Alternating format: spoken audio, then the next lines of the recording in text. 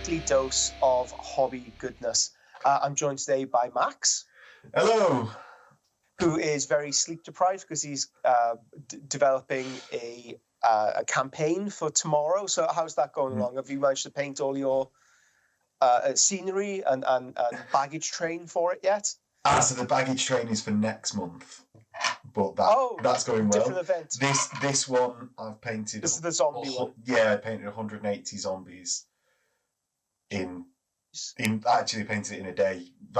Lots of oil washes and pastel colours, and the terrain. I've done everything but the oil wash, so like it's all based. Posters are on.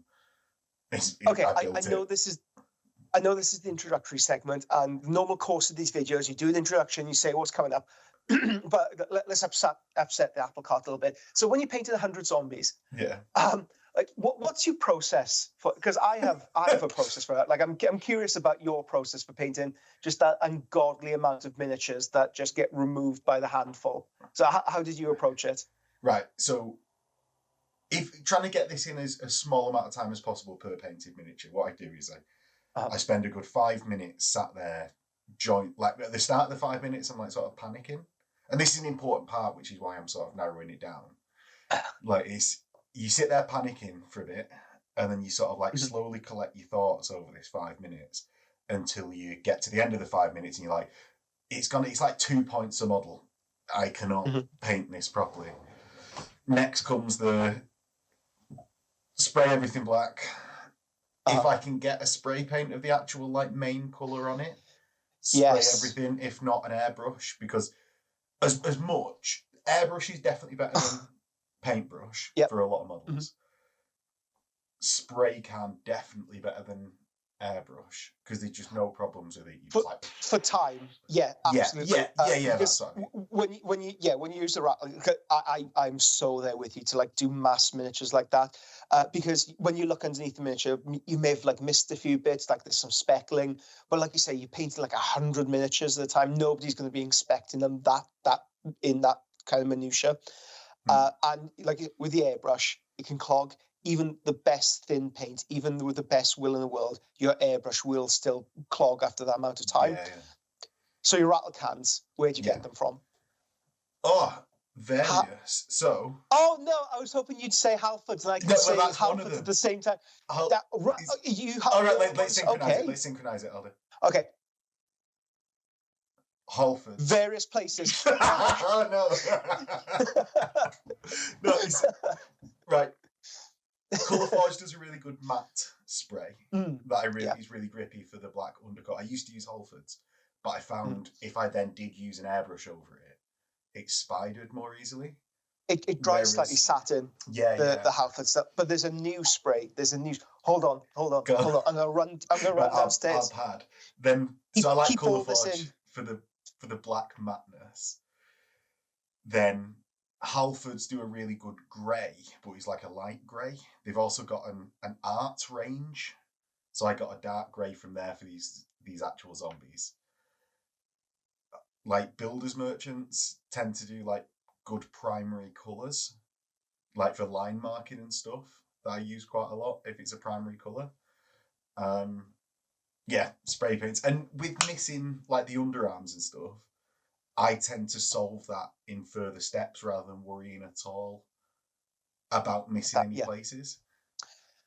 So Halfords, if you're a resident of the UK, the normal spray does dry rather satin, but I sent out my wife to get some spray, and she bought the wrong goddamn thing. So after screaming at her for half an hour, I tried it. And this stuff dries super duper duper matte. So it's Body Shop Primer Black. Also from Halfords, so still Halfords spray. Also from Halfords, yeah. So this is a little bonus to the main segment of today's issue, where we're talking about your top 5 hobby accoutrements you just cannot do without. So this is number 6, I guess, or number 0. Right. So do you know blasted... what? Oh. That matte spray. It's like, just to get in, it's like £6.50 rather than a hobby equivalent, which is £12. I'm pretty sure it's the same thing. Because okay, it's weird, but like I don't like using the white spray from Halfords. Like it doesn't dry right. but it smells exactly the same as Skull White from Games Workshop. It smells. Is that what we're judging it on? It's just the smell. Yeah. It's not. It's like not a good undercoat. It's got a bad smell. When you huff it, like really take it in, yeah, it smells exactly the same, and it gives you the same buzz as well. Okay, right. Just to make it perfectly obvious to for any kind of like indemnities, please do not huff paint in your spare time. Right, okay. So I'm glad we cleared up blast... why you've got like white marks under your nose. If anyone's listening to this, it's spray paint. It's spray paint. It's spray paint. That's the reason why I got white under my nose. Sure. Yeah. And so after you blast your miniatures with paint, like you saturate them with paint, what's the next step for you? Right. 10 to pick. So this time I picked deck tan, like a very pastel colour, and it's like an off-white that will both give a good muted, like white zombie register. Flesh. Yeah, well, even just like it registers as a very light colour, white or not really white, when you've got it on top of a dark colour. But it's also quite a good off-white base for other. Do you know, like for them putting over like oil paints and stuff like that? So usually like deck tan or something like that. That's what I did my solar in, and these zombies like use deck tan. So I blasted that on the face. Any flesh, any flesh at all, like what's the bandages that go around someone? Like, do you know the bottom of the legs, like garters? Yeah. What are they garters? Right, they're rags around the calves. Rags, yeah, it's mainly rags, yeah. Yeah, so blasted anything with that, and then whipped out the oil paints and gave oil washes. Like I did a green to the zombie skin, and then while it was still, I did all 180 in a batch, so it won't have been still wet. But so, do you use with your oil paint? Do you use like branded stuff, or do you go to like an art store and buy like Dale around your Winsor Newton, and you just pick the colours and mix them up yourself? Do you know what? I've got Winsor and Newtons at the moment, but it's not because I specifically wanted Winsor and Newtons. It was because they were the first thing that I saw. They're like the closest place to me, like my house. Their oil paint range was Winsor and Newtons. So if Tesco would have got oil, like generic oil paints, I would have got Tesco generic oil paints. Yeah. So I always recommend to people, whenever you buy oil paints, a bit like the Halford spray, don't necessarily look for hobby producers because they tend to have a markup. They tend to put a premium on them. Unless there's a specific colour that you want to use again and again and again, I would always recommend just getting like a baseline set of oil paints, either Dale Rowney, Winsor & Newton. I'd always recommend going with the artist range stuff, so the more expensive stuff, purely because you buy a bottle and it'll last you the rest of your life. You never have to buy another one. And the pigment density is so much richer than like the cheap stuff that you can buy.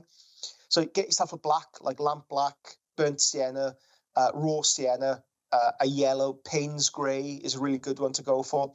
Red and like a Prussian blue. And once you have sort of like the primaries in place, most of the time you're using just the black and the browns. But then when you want to mix, Payne's grey is great for white armour as well. But in your case, just mixes of browns and blacks and slapped onto the miniature, I think would look ideal. And it's with oils as well. It depends how you're using them, I suppose. Because I was like specifically using them over pastel colours for this like massive batch paint. The richness of the colour will come out in the fact that it's over a pastel anyway, and a very light colour. So that sort of like boosts the vibrancy rather than going over like a black where you just won't see it anyway. Yeah. So I'd done that, then sprayed it with some dust spray. I did 2 or 3 oil washes, sprayed it with a dust spray, and got them finished in like, I'm going to say 12 hours, not including the drying of the basing.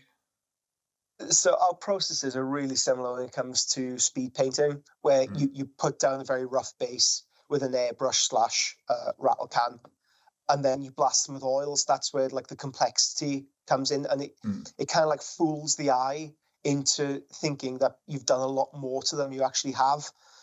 If you wanted to take it on beyond that, like a little dry brush at the very end. But again, like you got to paint 100 of these in 12 hours.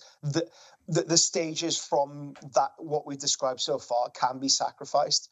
So a little bit of a dry brush, a little bit of blood splatter on them here and there, and I think you end up with just a gorgeous looking force in a very short amount of time. And that, weirdly, that methodology can be applied to everything that you paint. So you're doing solar ox, you need them done by the weekend. Spray, airbrush, blast them with oils. Space Marines, same process. Zombies, I'm painting Death Guard at the moment, and I'm doing exactly the same process. It's edifying to hear that the what I do is echoed elsewhere as well by another true master. Is that what you say? I'm glad I'm elevated to that status. Game recognizes game. Yeah, exactly. Yeah. So that was the introduction. Thank you so much for coming along to this episode. A couple of plugs. I'm launching a new series of in-studio classes. So the first one coming up will be on color theory. All of these tickets are available right now via the Little Legend Studio website. There's links available on there, as well as plastered all over social media and in the links below. First one's on color theory. We have one on, and that's a day course as part of our Academy series.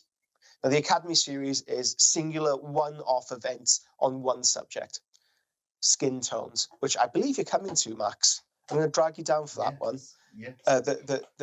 Learn how to paint faces, learn how to create skin tones, learn how to make any skin under the sun or beyond. Color theory, so learning how to make better choices with your colors, how to mix them up, and simple color mix and matching exercises, as well as a really devil's trial at the very end. So we really end on something hard with that to make sure you've been paying attention during the day. But I guess and freehand as well, another singular Academy course, where in one day I'll teach you how to paint a fresco on a dreadnought. How about that? But the marquee course is the 2-day hobby challenge. Get your painted. I guess we've sworn on this. You can say, yeah, you can. It's your channel now. We're now exclusively on your YouTube. I could do what I want. I can say the C word if I wanted to. But yeah, get your shit painted. It's a 2-day course. You turn up with a dreadnought, bare resin, bare plastic at the beginning. By the Sunday evening, you will have a professionally painted dreadnought that will be appropriate to use on box art. That is the theme. That is the intention. That is the challenge. And then I'll show you it on eBay as pro painted. People have done that in the past. So my first course in Charlotte. So I'm not sure whether she watches this, but Red Katana. Hi, hello, Alexa. I was worried I'd turn my radio on then. She took my course. It was a dreadnought course, and she sold it to a client. And it paid for the course. So yes, make money by attending my course and then selling on eBay. Why not? But I'll show you all the tricks, all the tips, all the processes that I use to create box art level dreadnoughts, from the posing to color choice, application, weathering, everything. It's a two-day course. The tickets have been available the past week to patrons. That course has proven to be tremendously popular, and we've sold half the tickets already before going out to general sale. So if you're watching this, get them while they're still hot. The class sizes are kept small to make sure that each person gets individualized feedback and gets my attention during the week. Because, the great thing is I don't have to take that many students on because it's my studio. So we are only hosting 8 people for that course. That's it. And the 2-day hobby courses will only be run like that. It will be smaller class sizes, individual feedback. Trying to capture that feeling that we had at painting 5,000 points worth of Ultramarines with you. Yeah. It's a collaborative effort. It's chilling out. It's well, I can't say it will be a damn rooting, tooting good time because I haven't done it yet. But from all the other courses, yeah, it's going to be a hell of a course. That's the plan. Is that my new studio as well in sunny South Wales? It's the first courses that I'm running here, so I can't wait to actually host people here instead of being here on my own, just listening to the wind and the ghosts outside. I think you mean listening to Creed. Listening to Creed. Alexa, no. Play Creed. Play Creed, goddammit. It's not playing. She won't play as licensed. Oh well, yeah. So that's my thing coming up. Tickets available on the website. Okay. Okay. Should we get into the segment of the Hobby Hammer? What we'll be talking about today, what we'll be discussing, is your top 5 unusual or usual hobby tools. 5 unusual hobby products you cannot live without. Should we do them one after another? So one by one. Yeah, so we'll alternate. We'll alternate. So yeah, you do alternate. first. I guess because I want to I'll throw go first. one of mine in when I know you've said one of yours that I'm assuming. Okay, so my first one, natural sponge. Yeah. Now, do you know what? I have Some tried ASMR here. natural sponge a couple of times. Yes. And always tend to go back to like blister pack foam. Okay. So why do you prefer natural? Right. Natural sponge. It can be used certainly. So, like this kind of sponge is great for creating pitting in armor, battle damage. But this stuff, if you want to paint an entire miniature, so you have a miniature, and instead of using the airbrush, I mean, this works better on like Space Marine armor and tanks especially.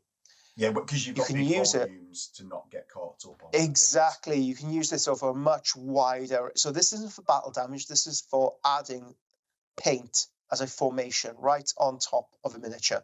That's one use of it. Another use for it is to use as a dry brush.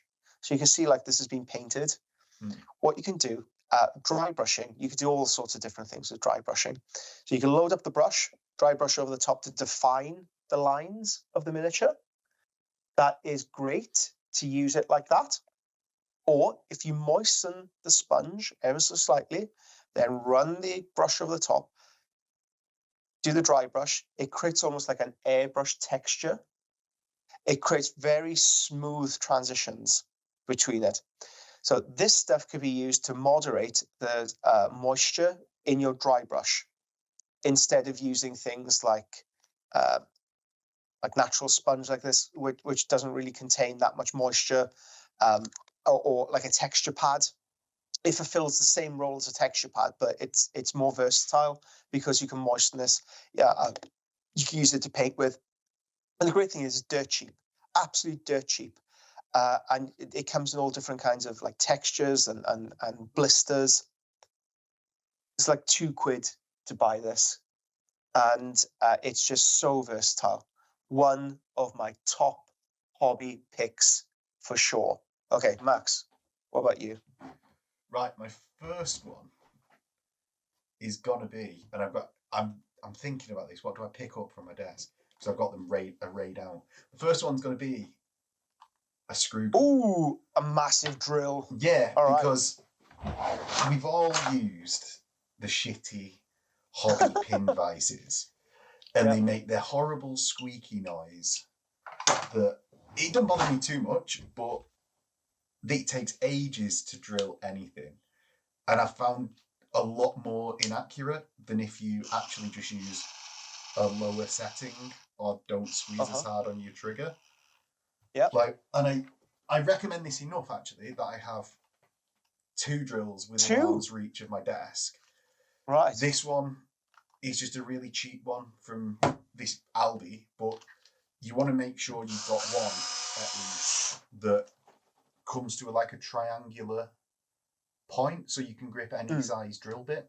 That's the thing that I think you really want to be looking for rather than going expensive or not. It's the bite at the end that you want to be looking out for so that you can get a 1mm drill bit in there.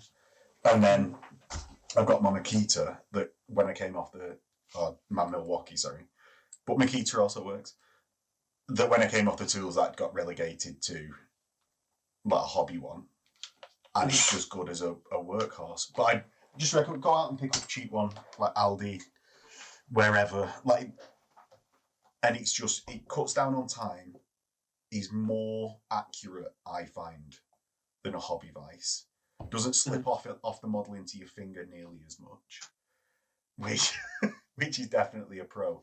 Because I remember, at a much younger stage in my life when I didn't have screw guns, I'd be drilling with the hobby vise, and it'd like slide off a shoulder pad, and then go through the end of my finger, and go, that's happened again, because you just get used to it because it happens so often. So yeah, that's my first pick. It's not a massive shocker. Maybe won't be putting it on the front cover of this video, but I'd say it's one of the most important for me. As a follow-up to that, I'd also recommend a Dremel as well. I know it's more expensive, but I've used like shittier versions of Dremels, like off-brand Dremels. Yeah, to do more like fine detail things. Highly recommend the Dremel. Yeah, good, a good drill. Also good available drill from super cheap places. Like I've got two within actually not two within arm's reach at the moment, but I usually have two right there because one's super cheap, one's a name brand. Yeah, I agree completely necessary for hobby stuff. Okay, my second choice comes as no surprise to anybody, especially given how much weathering that I do. Hairspray. Hairspray? Hairspray, yeah, I love using hairspray. Yeah, it's good stuff. I only go for maximum hold, and I've used off-brand stuff, I've used cheap stuff, but I find for reliability with what I want to do with it, hairspray, always by maximum hold. Always, always, always by maximum hold. Why hairspray? What is it used for? Well, I'm glad you asked. You can use it primarily for chipping effects. So I'm painting up this wonderful Death Guard Marine at the moment, and you might be able to detect like all the incidental chips in the armor. Well, these were created using the hairspray technique developed by military scale modelers, where they put in this case, a dark base coat down first, overlay it with lighter colors, reactivate the hairspray layer, the intermediary between the dark layer and the lighter layers. You then add water over the top to reactivate this underneath. And then you can take hard bristled brushes or knives, anything hard, drag it across, and you create these wonderful natural marks in the paint. And they look all the more realistic because they are actual chips in the paint, and they have that sort of like three-dimensional effect. You can also use it on things like exhausts. So on the back of your dreadnought, like the exhaust fans on there. Put hairspray over the top, spray black, chip it away to make it seem like soot buildup. You can even use on things like mud effects. So spray along the side of your Land Raider, flick mud. You can flick some weathering powder, some enamels up on the top of it. And before it dries, you can take your sponge. Take your sponge. He's thought this out. He's thought it out. Knock it out. Yeah, it's building. It's been building. Yeah. Use the sponge because it has a different texture on it to say like kitchen towel or whatever. You can create like an awesome effect because the intermediary layer of this will cause it to chip away. You can also use salt chipping. So this is a technique loved by military scale modelers, but I have never been able to make it work. You take your Land Raider, you spray, you mottle it with browns and blacks, whatever. Spray this on top. And then before the solution is dried, you take some rock salt and you sprinkle it on. And then after you paint it, reactivate the water, drag the rock salt off. But I've always found that the rock salt is just simply too big. Yeah. And sometimes, unfortunately, the salt dissolves in the water. So it doesn't really chip off cleanly. Instead, it just like spreads out and creates like this really lumpy, bumpy appearance. Yeah. But that's not to say that other people haven't had phenomenal success using this technique. It's just something that I don't enjoy using. Hairspray. It is a versatile, like a very, very versatile material to use.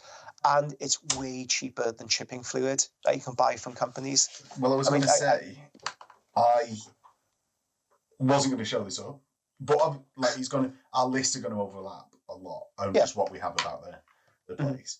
Why are you using it rather than chipping fluid? It's pretty much the same stuff. So we keep talking about on the show how maybe in our community, especially miniature painters, we've lost that sense of adventure with new materials. So how did military scale modelers figure out that you could use hairspray to create realistic chips? just because some bright spark out there had the idea, tried it, like, oh my God, this is amazing. And then somebody else came along, put the logo on it and started selling it like triple the price. Wet palettes. The first person I ever saw using a wet palette was Roman Lepat, a very famous miniature artist. And he would take a sponge, put greaseproof paper over the top, wet palette. Companies come along, commercialize it, put it out there. Okay, it's just the way of the world. But as miniature painters, I first learned how to use this technique using this hairspray. So the reason why I use hairspray over chipping fluid is that I'm more familiar with this material. Mm. I've grown up using this. I know the properties. I know how much coats I need to put on top to get this certain amount. But whenever I recommend it online, it's always chipping fluid, because not everyone has this in their country, and it can differ from place to place. But you buy chipping fluid. So the reason why you buy chipping fluid is a bit like McDonald's. You have a McDonald's in Coventry. It's exactly the same as in Beijing. It's the same formulation. It gives you that security. So is that on your list as well? No. I make it in. Well, so the thing that I find with chipping fluid, it overlaps so much with sponge chipping that do you know, like, because and there are different ways of doing things. Like, I've done chipping fluid a lot on like stripes rather than like where you want to get the initial, say like ultramarines tanks, just the one off the top of my head because you mentioned it before. You've got the blue underneath. If you would use hairspray rather than a sponge chip to make sure it's the same blue underneath, rather than you chipping on top, right? And it does give you that underneath texture that you were saying about before. Like, I've used it on, like, giving a rust colour to tanks and then done silver over the top for my Iron Warriors and then chipped off. Do you know, like, so the rust is sort of like coming out from the inside, as if it's rusted all the way through. So I have used it quite a lot. It just didn't make it into my list because of the overlap with sponge, and I assumed that you'd be saying sponges at some point, so I didn't put sponges in there.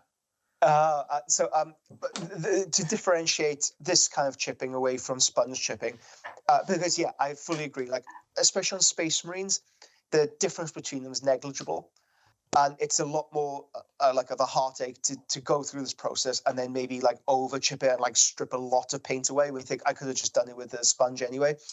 So Matthew Kane, one of the originals of a heresy miniature painting, he described the difference as, so the chipping done with this is like paint work damage, chips, dents, bullet marks, saber marks, whatever. Whereas the sponge chipping is pitting in the armor.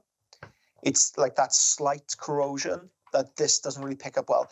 And since he said that, I feel like my weathering process has changed because of it. I feel like there is very much like a visual difference between this style of chipping and my sponge chipping now, with just that slight shift in focus. But I would recommend, especially if you're new to this, try it on tanks only, because on smaller miniatures, you may as well just do sponge, just bigger, fatter sponge chipping. Okay, what's your number two? My number two is a box of dirt. Right, okay. It's a box of dirt, Miles. Box of dirt, okay. Any particular areas, again, you box of dirt from? Do you know what? I've got various areas that I go. So there's moorland up near me. This one is from I was doing flagging in someone's garden, and just underneath it looked like a decent colour. So the reason I say that, or like, is dirt, is because it is free. Nothing looks more like dirt. Like, what is more dirt coloured than dirt? Because I've used a lot of grouts. Grouts are quite good for, say, like grey grouts for concrete or something like that, because grout goes on quite nicely. You spray water over the top, it hardens. That is, like, building products, really good for that. It's good for like soft sand beaches and stuff like that, because you can get a yellow grout. But just as the one that I always go back to and use Dirt is very good. You can mix it with resin to make a very wet dirt. So say like if you no, it sounds ridiculous. It sounds ridiculous, but no, you can do exactly. You can create like a wet dirt. No, but no, it is. It all sounds ridiculous because it is the simplest thing ever. But you can get lots of products that are like. Do you know what? I know where that dirt is on my desk, but I don't actually know where the products that I've used it to replace are. Because say like AK Interactive or MIG, Woodland Scenics all do like sort of like heavy earth, wet dirt, like or whatever. They're all trying to recreate something that's outside and free. And what I want that to look wet or dry or anything. So you just put PVA up with it or paint PVA on a base and sprinkle the dirt on. That will give you a very dry dirt. Like it's literally free, and it ties into what you were saying before, which is why I've gone with this next. Is it something that we're overcomplicating? What I've done, I've gone outside with a shovel, shoveled some into a bag, taken it inside, dried it out in the oven for like an hour, put some dirt on a tray, dry it out in the oven so it's bone dry. You now have a dry dirt. And then I sieve it into the box, just using various sizes of sieve so that I've got different like particle sizes in different boxes, so that I can choose the location. And now that I've got the fines box, I've got the coarse box, and that can give different textures depending on what I want. And it's just something that doesn't make sense to me to go out and buy a product for say like 13 quid for a little pot like that. You know, I can say like I'm guilty of the same. I've been working on the Black Legion Commission, and the guy built the army before sending it to me, and his basing is just exquisite. So I asked him like, where did he get his dirt material from?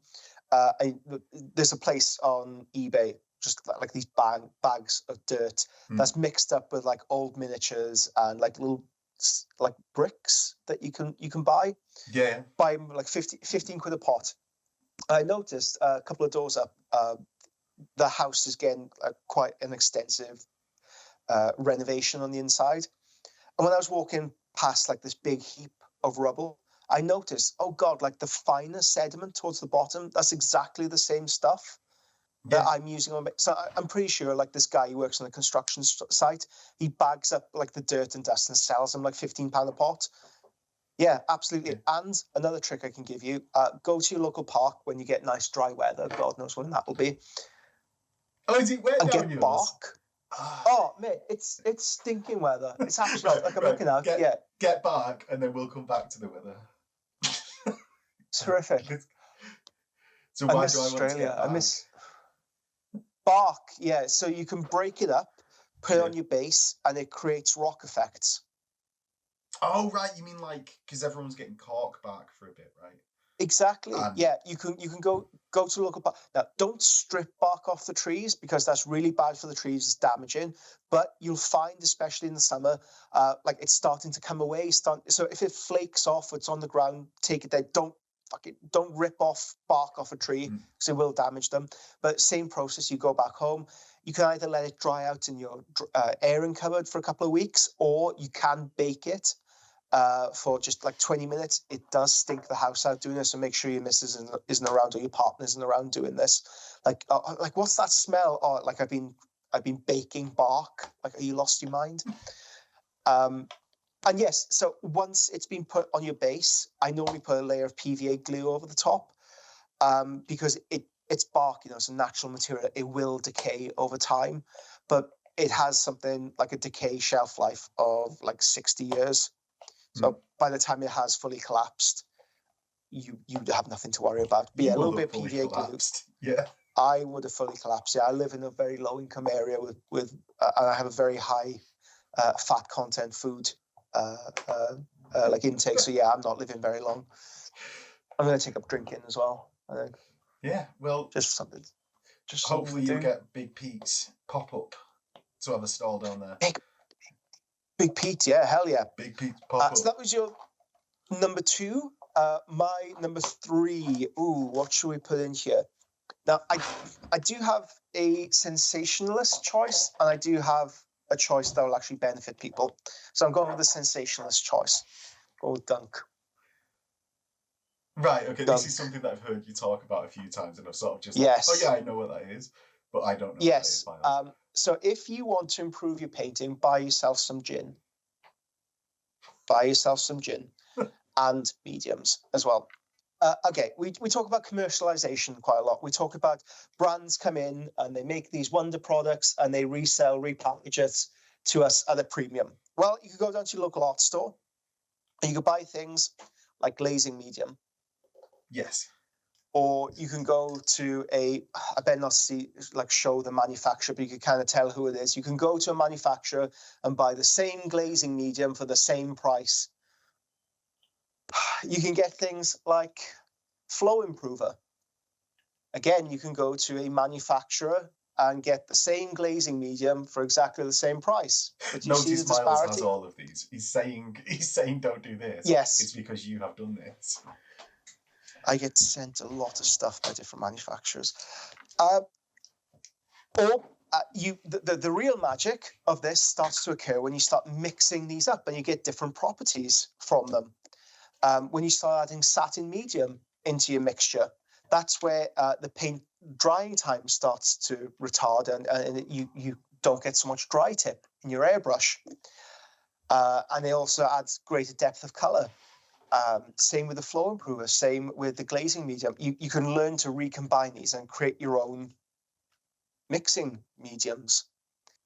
And the thing I found that binds this all together, weirdly enough, is gin. I don't know why it works so much better putting gin in it than not. When I was first researching how to create my own mixing mediums, what kept cropping up was you need to put alcohol in here. And I thought it was just like gin and booze and beer. Like, they didn't say what alcohol it was. And I was a wine merchant at the time, and we used to get these little like sample bottles from companies, and it was Miller's gin. And okay, stop the video now. Whoever's watching, stop. Look or comment it. Have a look at the bottle of Miller's gin. It's beautiful. It's one of the only gins I could drink just neat. It's a beautiful bottle. Anyway, this isn't an advertisement for Miller's gin. Get any old gin will do. Pop a little gin in it, and it'll just bind everything together. It'll make it amazing. I don't know why. It's sort of like the cough syrup in a flaming Homer. So for people of a certain generation, that will make sense. For other people, I think you mean a flaming Mo. Oh, that's controversial. Hold on. Okay, so a flaming Homer. Homer's sister-in-laws came over for a night, and he decided to just get wasted, but he didn't have any beer in the house, so he started like mixing all these different kinds of drinks, and he accidentally knocked some cough syrup in and sets it on fire. And for whatever reason, that cough syrup and the fire made the drink explosive. Gin in your paint makes it explosive. Don't set it on fire, because some of these chemicals are really flammable. Alcohol and gin. So make sure you don't set your workspace on fire. And the great thing is, like, it's one shot for the miniature, one shot for you. Now, within that, are you willing to give out a proprietary recipe? Or are you just mixing at random? It's up online. It's up online under my old website. I'll upload it again onto my new website. Type in Little Legend Gunk, and the recipe's up there. The recipe is available up there. Yeah, absolutely. It's there for everyone. I was thinking maybe keeping the recipe hidden to myself and launching a Kickstarter off it, but who has time for that? You can go to local art store, you can buy all that stuff, make it for yourself, and then I hope it does something good for you in your miniature life. Okay, right. So we're getting on to the number 3. I'm gonna bring it down. Ooh. I'm going to bring it down a little bit, Miles. So, in all honesty, were you reaching at this point? I'm reaching to my right, which is the hobbying stuff, or the physical hobbying stuff, rather than like the finishing dirt on the. Oh, okay. Because I've got they're zoned. I'm going to go with a good knife. And and by that, I mean this bit of the knife. Mhm. It doesn't fucking matter. It's whatever you personally like holding. What you want to be looking for, I would say, is one with changeable scalpel blades, and you want scalpel blades rather than say hobby blades. Yeah, like you get They're lots of advertised as knives hobby blades that are like this, which are just crap. But yeah, you want scalpel blades because they're to a particular sharpness. And I tend to do is buy scalpel blades, use one for a bit, relegate it down. So I'm switching out blades all the time. One will be like scraping and doing fine details. Then as it gets more and more battered, it gets relegated down the order into just being just like a piece of crap. Chipping with a hairspray, I very rarely use like a brand new blade because it will chip it right down to the resin. But I always keep older blades around for exactly the same reason. Yeah, because there's just no point. Like I know he's a very, I feel very cheap saying it, but there's just no point wasting that new blade on something that doesn't need to be with such a fine point as well. Yeah, you just absolutely rinse through them if you do that. I find. Do you have a particular brand of like knife head that you like to use? Well, this one says spare blades on it, but I don't think that is. So surgical grade, Swan Morton. Surgical grade. Yeah. If you're looking for surgical grade, Swan Morton are the best on the market, and you could buy them pretty cheaply on Amazon and places like that. Ah, there we go. Yeah, so that is my non-sensationalist one. It's just like I'd love to make fun. I'd love to make fun of you for such like a basic choice, but yeah, it's such a bedrock of your hobby toolkit that I can't bring myself to it, because I fully agree. Like a good, not just like a hobby blade that you buy, go out of your way to buy something with replaceable heads and then get premium surgical grade head blades on top of that. Yeah. And then make sure you always cut away from yourself, because I can guarantee as soon as you put that new blade in, boom, you're gonna gash yourself. Do you always cut away from yourself? No, I don't. No. Oh, yes, of course I do. Yeah, it's professional. Yeah, absolutely. You've got to. Just like we always use respirators when painting. But everyone, our recommendation is to do that stuff. Yeah, it's just especially kids watching. Cut away. Yeah. Yeah, it's very basic, and I always get lazy on it. I'm always like, oh, I'll just go and keep using this old blade, or I'll just buy from a crappy scalpel blade place. I don't know how many crappy scalpel blade shops there are, but apparently a few in my head.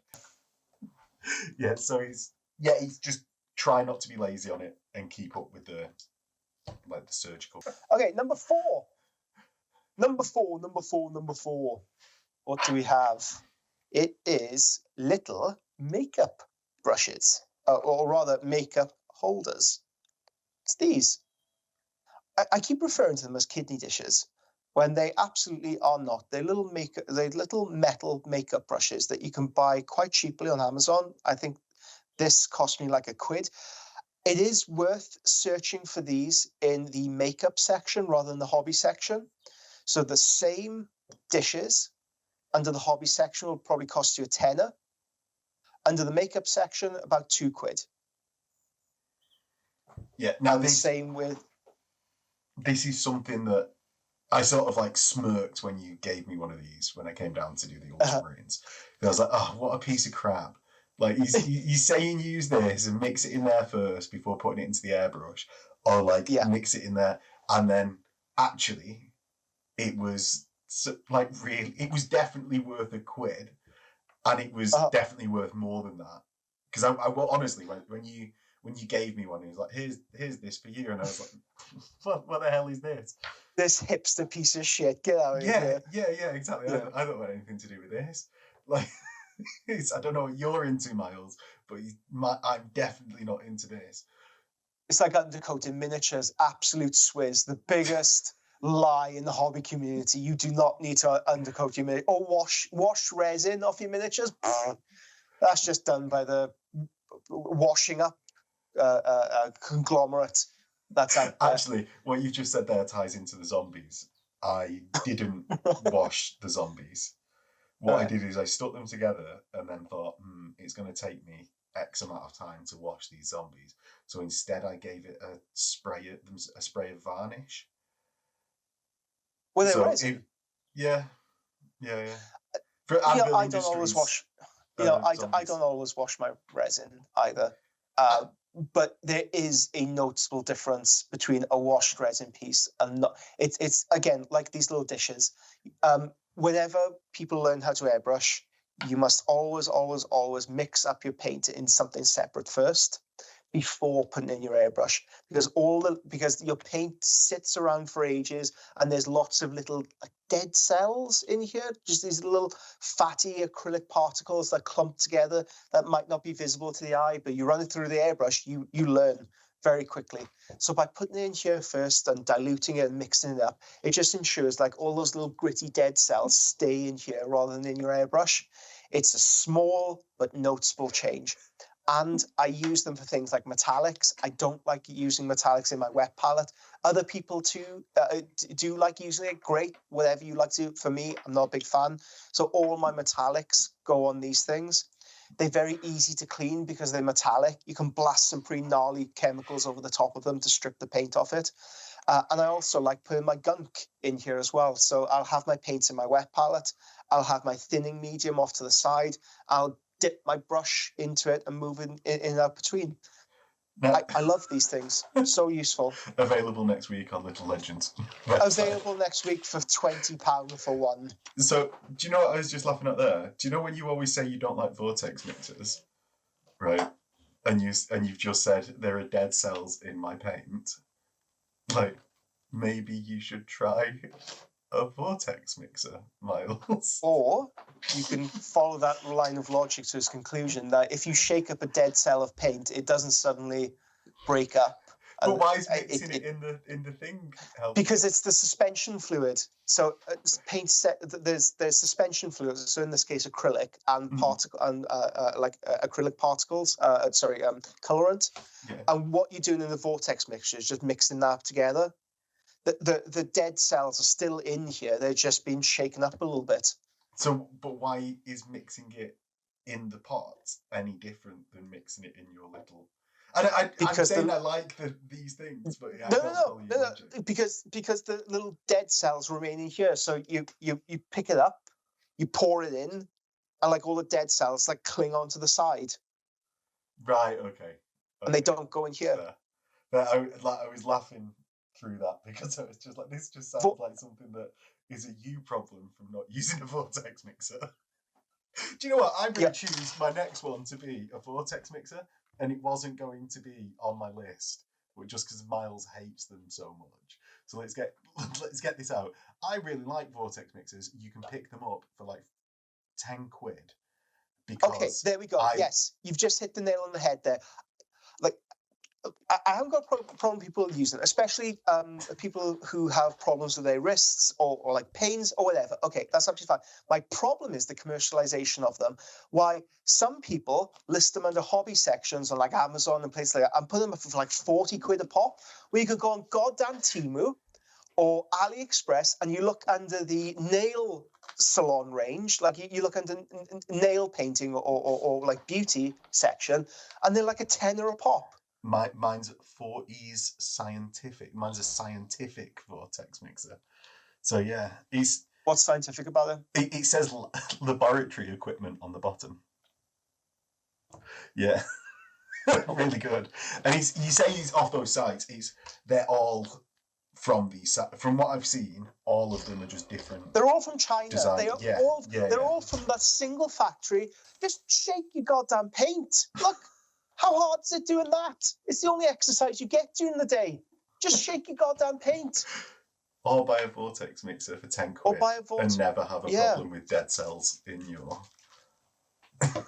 You still need these. I still recommend those trays though. And I got another, so like I got like a vision of humanity, like in 20 years' time when the human experiment is over, and whatever civilization emerges, maybe some form of AI, or like AI dinosaur. That'd be awesome. And they look back on our civilization and they see things like hydroponic plants. They see like wonders that we've created. People in Britain looking at viaducts. I think giants must have made it. This civilization will come out of the murk and they look back on our achievements and think, why did this species fail? Yeah. And they're going to come across a vortex shaker and they're going to go, that's the reason why. Because people couldn't be bothered to shake up their paint. They were so lazy as a species and so indolent as a species that they couldn't spend a couple of seconds of their time shaking up their paint. No, they had to go out and buy a product specifically to do this a little bit for their hobby time. But it's not, it micro mixes it up. It's like a... Just because it says... Just... Well, you don't think... I mean, those are words, sure. Like, word-based relations. Giga mixes it up. It hyper mixes it. So you don't think that mixes it more than me just going like that for... It definitely does. It definitely does. Yeah, right. It definitely does mix it up more. Cool, but thank you. Is there an appreciable difference between me doing that and you using your Giga I don't have laboratory? So that's a laboratory... A laboratory paint shaker. Now, I can look on Temu and find one exactly like that without those words written on it. So that's bullshit. That's it. Laboratory. More than anything, it's like that sales pitch people give. Oh, it's laboratory. Like, what exactly qualifies that as laboratory equipment over another paint shaker that's built with the exact same specifications? Do you know what? It's a lie. Down below it's a con. Solve this problem for us. And you've been conned. Because Miles, I'm bringing this up. This wasn't on my list until I thought, I can bait him. Honorary mention. Yeah, if anyone is pro or against vortex shakers, tell us below. What is your opinion on the Great Divide? It's like red versus blue all over again. I know. I'm in the minority with this. I'm fine to die on this hill. Right? Yeah, because that's one of the things. Is that like the aliens will come. And this is what you think we're going down for? No. This isn't what we're going down for. This is just a symptom of a much greater problem in us as a species. As we become the immobile people from WALL-E. This is a little red flag. This is one of those little markers along the path to extinction. Right. Okay, so that's my next one. Number 5. What are you going on to? Okay, so I have thought about this, whether to do something practical but boring, like Tamiya files. They're excellent. You file on the top, like it doesn't leave those gritty teeth marks over the. So yeah, like you buy ones just like a local store. You do pay a premium for these. I was caught short. I went to a Hobbycraft, bought some files, and they're amazing. They file it so well. It gives a really nice, even blended surface. It almost gives it like a wet blend using like a file. I couldn't recommend anything else. Like Tamiya files, I think are excellent. Really? Yeah. Try pick some up. Do you know next what? Time... I subbed these in, or I subbed the dirt in when we were like, let's not just do products. Right, so I am on the complete opposite side of this than you. Really? I have had so many Tamiya files because Emma gets them really cheap from Taiwan. Okay. So for anyone that don't know, my wife is Taiwanese. Taiwan obviously very close to Japan, like both in trade and location. They get lots of Tamiya stuff much cheaper than we do. So I've used it quite a lot, and I've never known anything crapper than those Tamiya files. Really? Like these little blue ones? Yeah, because... Right, okay. So what I would suggest instead, and I genuinely took this out of the dirt before. Okay. This is actually a thicker grain, right? Okay. Go down to Wilco's or Selco or wherever. Is Wilco's out of business now? Anyway, that's another day. That's for another day. Sure. You want, I would say you want Hobbycraft's own files or just some cheap files with quite a thick sort of grit on them for the actual file, and then you want a really high grit piece of paper that you can then take off any bad bits with. And if you can file really well, if you keep it moving all the time, like sort of circular motion, find you don't get teeth marks that often. And it's the tiny files just clog, and then you can't unclog them. They do. Hold on, yeah, they do clog. I do agree with that. Like they have quite a short shelf life, like all the grit inside here. But I still find this is usable. That's crazy that we've had such separate experiences, because I absolutely love these. And when they file, they file like so. You have a 2-step process between the file, then you use the wet and dry. I find I don't need to go through a 2-step process. I could just use these and get the same result. But how long does it take you to do? Like, and this is like down to personal preference, isn't it? And I think it's worth trying both, because so many people have the same experience as you. Do you know? It can't just be that like that Tamiya have paid off everyone. No, absolutely not. No, I mean, I'm not getting endorsed for my gunk or my hairspray endorsement. I'm not getting paid for any of this. Are you saying like L'Oreal isn't like sending you bottles of hairspray all the time? I would love that. I'd have some crazier hairstyles if that was the case. If you do want to sponsor me, Weller, please get in touch. I am incredibly cheap. Yes, and not just a sponsor. So so many people have good experience with file, and I think this point then comes down to have a good set of files that are reliable, that you know personally how to work with the best for you. Maybe be okay. That's ultimately it. No matter what materials you use, no matter what brands, whatever, vortex shakers, whatever, if you like using it, if you have a relationship with that material, it is worth far more than going out and buying that new thing.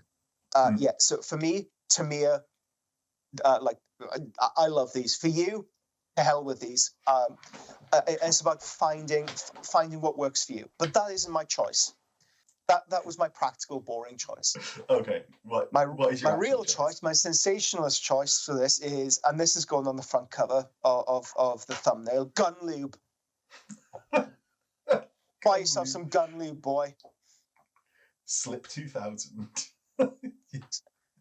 Proven to work in all. See, so they've capitalized the P, capitalized the W, the I, the A, and the C, but not the T.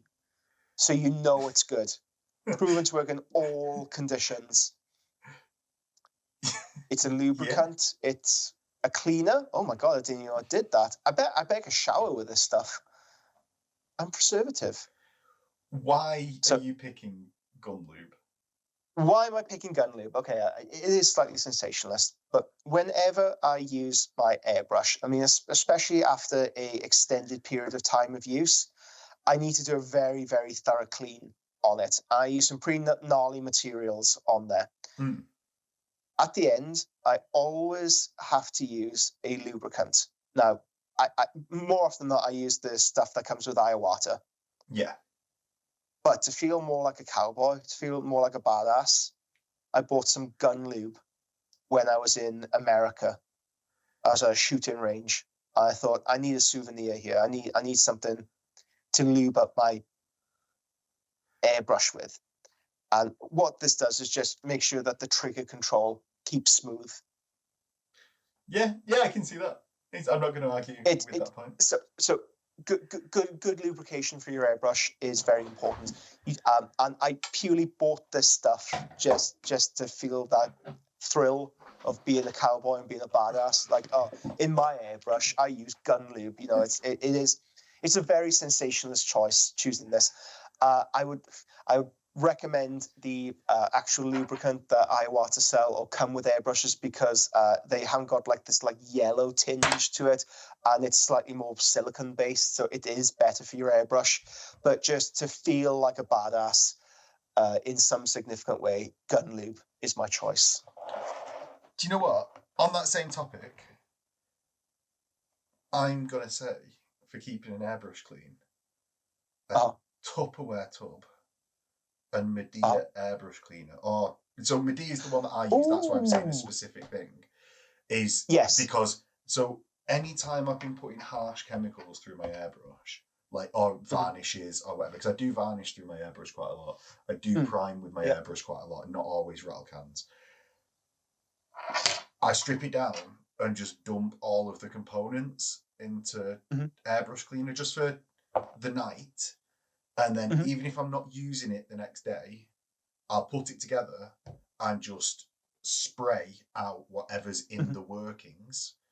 And I've been doing that for about 2 years now, and I've not noticed any problems with doing that. But what I have noticed is there's not been anything wrong with my airbrush since I've been soaking it in the cleaner. So that excellent advice. So what you often find is people recommend you put it in like a windscreen solution to make it just a little bit more cost effective, and that you also use a sonic cleaner. Again, both of those things won't have negative effects on your airbrush. The problem is when you overdo it, you can strip the nickel off the airbrush, and that will lead to issues like the trigger control isn't going to be as smooth. Your methodology, so I go through that, but maybe like once every 2 months, like I'll fully strip it down, soak it, do the sonic cleaner. I don't let it sit in a solution because I use a mixture of isopropyl alcohol and a windscreen, and it's really harsh. It's quite harsh on the metals of it. So I don't leave it soak. Once it's done in its bath in the sonic cleaner, I take it out and I leave it rest overnight, just dripping out. And then I'll lube up all the interior, put it back together, making sure it runs. Now, in your example, because you're using Medea airbrush cleaner, it's fine to leave it overnight, and you aren't blasting it with like the sonic rays, the medical grade sonic rays that you can get in there. Surgical. Surgical medical grade beams that you shoot into it. Yeah, so that's really, really good advice to give for anybody who is having issues with airbrushes. Yeah, so I was using windscreen cleaner, Windowline, whatever. Yep. The blue stuff. Yep. And I found it like almost it don't dry out your airbrush, but it's because of the alcohol nature. Or maybe it's not got alcohol in it. Whatever it is, the very as you say, very harsh chemical nature of it. Yeah. I think I was getting more problems with my airbrush because of it. But I found like and the reason I say Medea is it's not because it's specifically better. I found they come in bigger pots. That much. They come in these huge. Yeah, there we go. That much is the same price. It's like 12 quid for that. 12, 15 quid. 12 quid's worth of like that size of a bottle from other manufacturers. Like that's the only reason I use that one specifically. And it's the same stuff. It's exactly the same stuff under different branding. That's all. Yeah, and the Medea stuff, they partnered up with Iwata, so everything they do is at a premium. Another thing I can recommend, actually, if you're in this country and your airbrush is clogged up with a bunch of paint or you left overnight accidentally, but I have to warn you, this stuff is lethal. Make sure you only use it outside. Foaming airbrush cleaner. Yeah, it's not silicone based. What's actually in here? It's got some solvent cleaner. So this stuff melts the paint. Use it outside, use it in a well-ventilated area. It is horrendous stuff. But if you're looking for a deep clean, again, don't leave it sit in your airbrush. Do it maybe like once a month or when it's needed. Don't do it as like... So when I finish using my airbrush in the evening, I'll run some thinner through it. I'll clean the nib and I'll leave it. That's my cleaning process. Then maybe once every 2 months, I'll do the more thorough deep clean and I'll lube it up. And if there's things in there that I can't ship, that's when I use that stuff. Now, cellulose thinner used to go around all the time. Like I've not had to do it for about 2 years because I've been letting it sit in the Medea. That's how effective just soaking it has been. But I've still got my cellulose thinner up there. Have you found problems with cellulose thinner and that's why you don't use that? Or have you just found that it's just so nasty. It's just really nasty stuff aerosolizing that. like putting it in the atmosphere, it will strip out the stuff, any gunk, and it's sort of like the nuclear option. It's if you've left paint and like God knows what, like varnish and paint, like all the worst things you could think of, you've left in your airbrush. You've gone on holiday for a week, come back, and it's just dried rock solid. That's when I use the cellulose thinners. It is very much like an end solution, and I've seen people soak their airbrush in cellulose thinner and just completely strip the nickel off it. And especially when you get airbrushes that don't have completely metal dubbings to it. So all Iwata stuff, it's all metal inside. Other manufacturers use different materials in there. You put cellulose thinner in that, it's just going to completely obliterate the usage of it. Yeah. So there's nothing inherently wrong using cellulose thinners. It's just if you take regular, well-cared maintenance of the airbrush, you shouldn't have to use cellulose thinners. Now, I would say the soaking solution has allowed me to not take good care of my airbrush. Is actually the thing. It was very much the laziest option that I could think of. But you're still stripping it down, soaking it. That's oh yeah, but that doesn't take a long time. Do you know, like, how long does it take to strip an airbrush, man? I mean, what's the like? Prevention is better than the cure. We should do the army test. Get your airbrush, Miles. Let's do this. What are you doing? We've got to strip it. We've got to strip it as fast as possible. Oh, and then put it like the gun test. Okay, yeah. Hold on. Are we doing it now? Yeah, I'll count us in. How long does it take you to strip an airbrush? Take your wire off, your hose, because I'm not gonna put mine on. Let me turn it off as well. That's sauce. This is how lazy is anyone for not stripping their airbrush. You already plugged in. Right. Okay. Right. You ready? 3, 2, 1, go.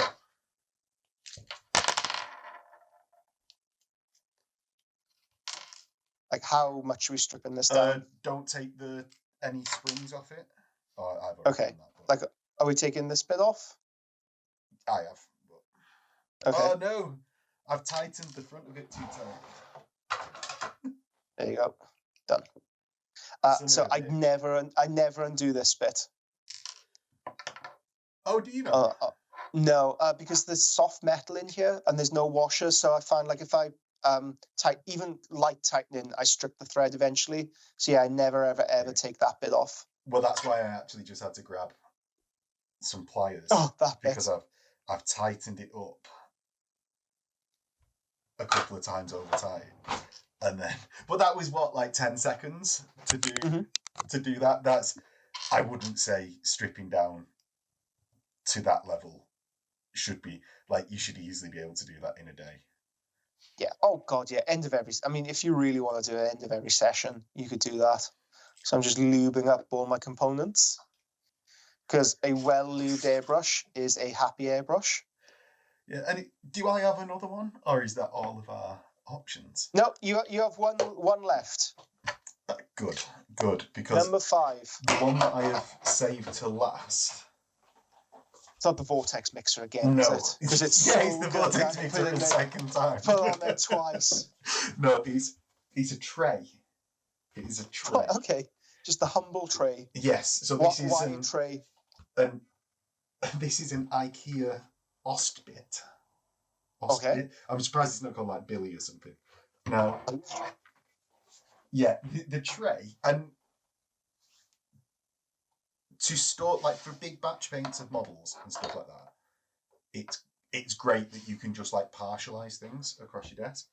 What it is really for is none of us paint enough. You do, but most of us in the mortal realms struggle to get painting time, and even just after a long hard day to go home and paint can be off-putting. Whereas if you can just paint miniatures off your knees while in front of the TV, maybe you just look at this in your living room with some models on, some paint, some water on it. And this is like when I started painting the Bretonians, it was off that. And it was in front even of the just TV. like assembling. stuff. It's to just do it, to Yeah. just allow more time for painting, or even to just, rather than like going into, like coming upstairs into the office and not spending time with other people, to just be able to put it on my knee and at least just be present around, rather than going like holding myself up in a room solo. Now there are a few products that like have cushions on the bottom and are just much nicer versions. Yeah, I've seen like laptop ones. Yeah, so I've got one of them now. If anyone wants to know which one I'm using, I will tell what it is that I've got. And it's useful. Like it has the lip to it as well. So like, because the laptop ones don't tend to have that lip. So when you get up or you have like that slight shake, you don't want everything like sliding off. Yeah, no, that's no, it just to enable people to paint more. Those are the kind of things I never consider. Because I mean, this is a job. I keep this as like working hours, like the practicality of just spending time alongside your partner or your kids or doing whatever. And yet, cloistering yourself away in a room to chip away, it can be isolating. So yeah, that's the humble tray.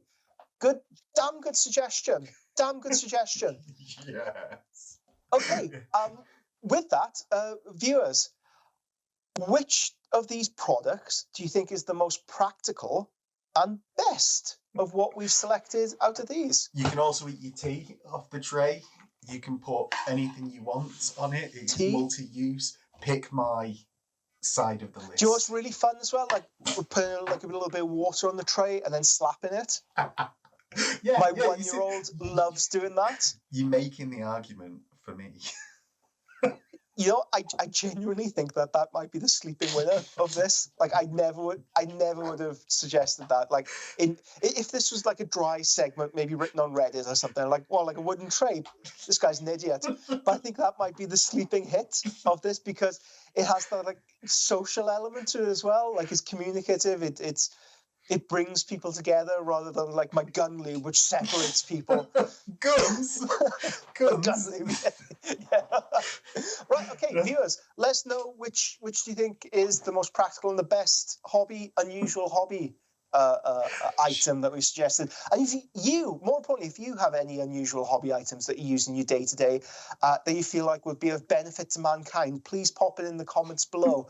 I will be blocking and deleting anybody who mentions vortex shakers. I'll just let you know that now. Please let us all get blocked because I will be leaving a comment for vortex shakers with that shout. Right, so that was the products section. Oh, maybe not products section, the unusual product section. Now, we just had a little break and ended up talking about Third Ed. Because as you always do. When I was in Australia, the guy who was hosting me, Dono. Hi, Dono. He was talking about he's getting really excited for like a 3rd edition event that he's partaking in, and he's doing an old Ulthway strike force from the Eye of Terror campaign, and the campaign that they're doing is the old Eye of Terror. I was talking about like for future segments, wouldn't it be great if we did X, Y, Z? And then you said like, oh, you do know there's events in this country that are going about like what? Yeah. Right. There's one. There was at least one in Coventry in January. And I've heard of another 2 in various places. I couldn't tell you the exact locations, but he's definitely out there because there's a couple of Facebook pages dedicated to obviously that older editions that have events in the UK.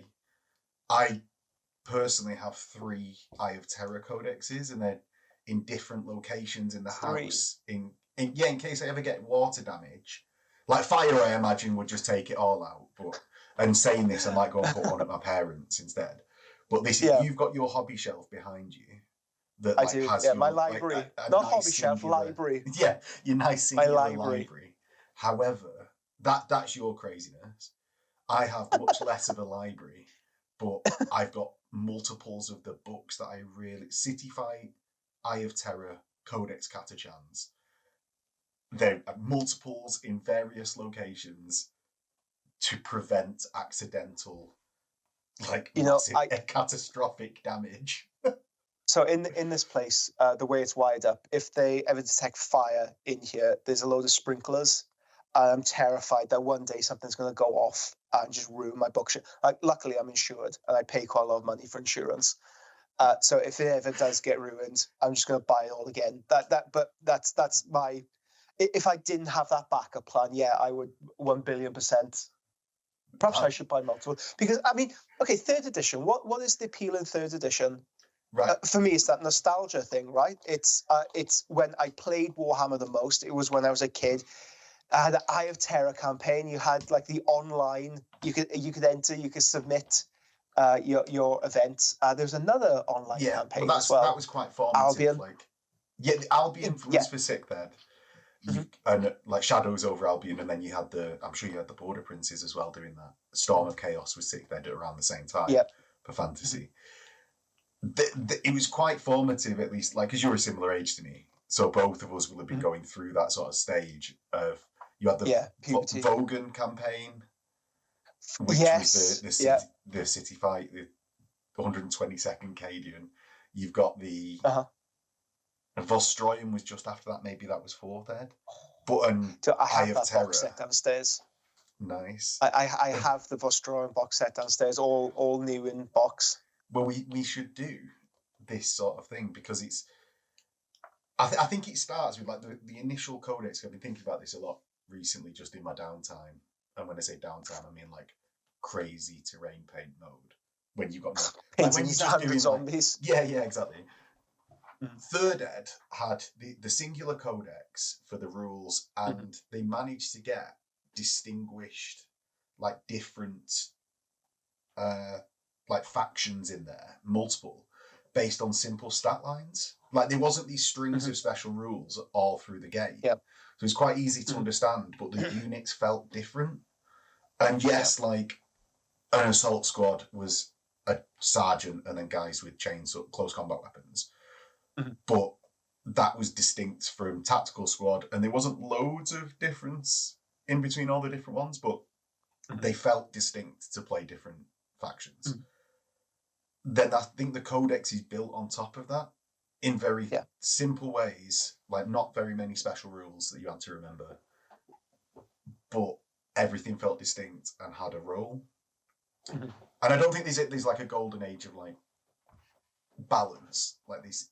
No, a lot of the time we're like, oh, it's so broken now. It was so balanced. Every edition, every new codex that comes out. I mean, I remember when Mark Ward's Grey Knights codex came out. The fifth Grey Knights with dropping, striking land raiders. This is, I guess, at the outset of like online outrage. I mean, I was chatting with another student, how you had books like that, but like you say, it felt distinct, it felt unique, it felt like there was something new with it felt like they were trying to say something new with every codex release. Do you remember Imatek, the Stormlord? His special rules, like striking down lightning, that was a cool special, like people hated it, but that was just a cool, unique special rule.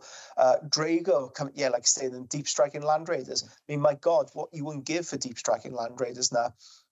So yeah, I think third edition, it's one of those times like when you're kids. So of course, you're going to look back on it fondly because you weren't trying to break the rules. I mean, hell, you could barely understand the rules and put them into action. Yeah.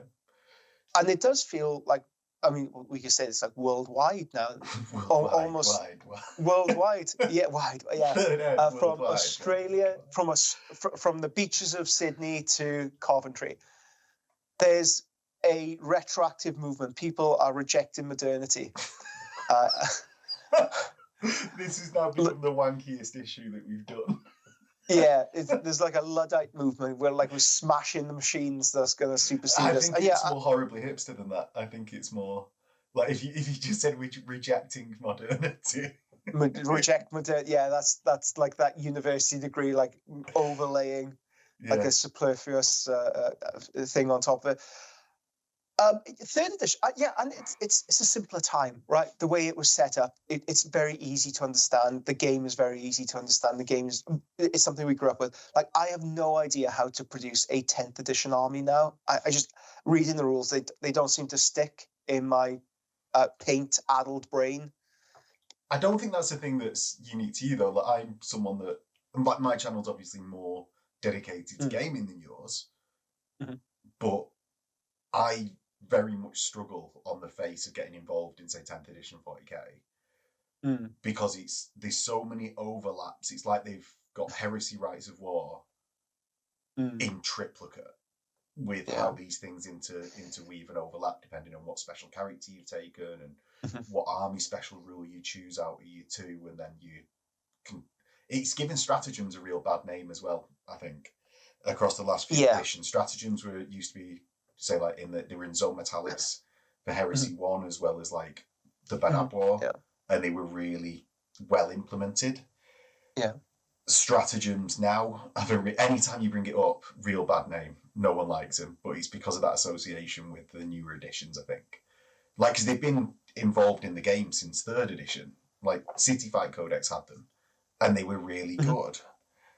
But yeah, I think it's just the complexity is just massively high, and that maybe makes it sustainable from like a product cycle perspective. Someone that's invested a lot in it, but for someone that wants to dabble or get first introduced to the game, it can be very off-putting, I think. Yeah, even somebody like me who's very heavily invested in the game and the miniatures, like 10th edition just feels like I'd need to. It feels too much like homework. Yeah, you know? It feels too much like homework and learn it. And speak with people. So okay, let's see if we could bring like a couple of guests on, talk about their love of 3rd edition, and maybe do a bit of like old men sitting around reminiscing about how the good old days. Let's do that. I'll do a profile on my favorite ever codex, the Chaos Codex 3.5. We'll do the Eye of Terror. We'll do because City Fight I never bought. I always thought of it as sort of like a gaming supplement, and it had nothing to me. So I'd love to hear why you love it so much. We could talk. I'll buy on. Oh, and another great thing about 3rd edition is so cheap. You go on eBay. That's like the codex is a dirt cheap at the moment. Before I guess like this rise of consciousness among the community, like 3rd edition was awesome. Let's do nothing but this. Yeah, well, I think it's one of them things that even if like people start getting a little bit involved, it's not going to be overwhelmingly, like masses of people. It will very much be. It's like playing Battlefield Gothic now. Like with your Battlefield Gothic in the background when you turned around, it's very much a niche. Like I've been playing it for a couple of years, but it's never going to like take off. Yeah, we could put this in the thumbnail. Battlefield Gothic return rumors ? I think we've like 5 unmissable hobby helps that you've never seen before. Might have already clickbaited enough. We've we are very aware of what we're doing, yes. But I mean, hopefully you got something from the segment and just like the unusual picks that we had. And I mean, the gun lube, I'm sure not people wouldn't really use in their day-to-day, but might want to rush out there and buy gun lube. That could be like the next hobby product that some entrepreneurial son of a bitch comes along and whacks like a hobby. Maybe Green Stuff World can do that. Green Stuff World gun lube. Are you not bringing it to the Little Legend website? I'm bringing it to Kickstarter. Yes, lube. Little Legend lube. Oh, you even got the alliteration there. Perfect. Yeah. Amazing. So shall we close it out there? Yes, I think, we got research to do. We got contacts to hit up. We have things to do. Yeah. Now, very quickly before we go, me and Phil not included on this cast. We specifically excluded him, in fact. Fuck you, Phil.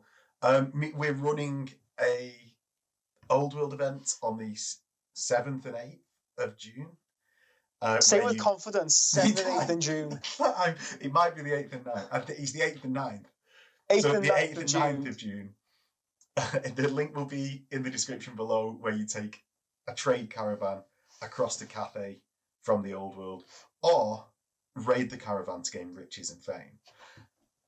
And we're going to run it as a narrative event, so it'd be a good introduction to the Old World, rather than getting involved like in a super smashy tournament or something like that. Yeah. And just a different way of playing, more relaxed.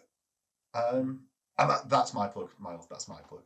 Yeah, painting courses, tickets are available now, various days spread throughout the year. Please have a look at Little Legend website for ticket details. They are selling fast, so snap them up before you think. And then we'll see you in the next episode. In a bit. Bye-bye.